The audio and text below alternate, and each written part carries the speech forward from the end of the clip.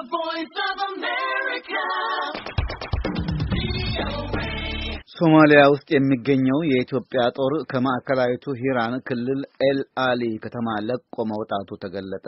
የጦሩን መውጣት ተከትሎ የአልሸባብ ተዋጊዎች ከተማይቱን መቆጣጠራቸው ታውቋል። ሰሎሞን አባተ ተጨማሪ ልኳል።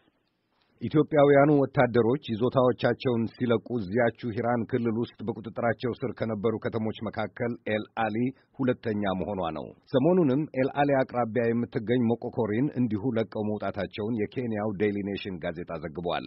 የኢትዮጵያ ወታደሮች ዛሬ ማለዳ ከለቀቋት ኤል አሊ ለምን እንደወጡ ለጊዜው ዝርዝር ማግኘት ባይቻልም የእንግሊዝ ዜና ወኪል ቢቢሲ የአልሻባብን ራዲዮ ጠቅሶ ባሰራጨው ዜና ጦሩ ሰፍሮበት የነበረው መደብ መደብደቡን አመልክቷል። የከተማይቱን መለቀቅ ከንቲባዋ አደን አሊ ፊዶ ለቪኦኤ በሰጡት ቃል አረጋግጠዋል።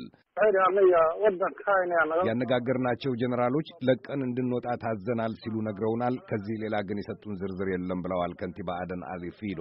የሶማሊያ ብሔራዊ ጦር ኤልአሊን መልሶ ለመቆጣጠር እየተደራጀና እየተዘጋጀ መሆኑን ከንቲባው አክለው ጠቁመዋል።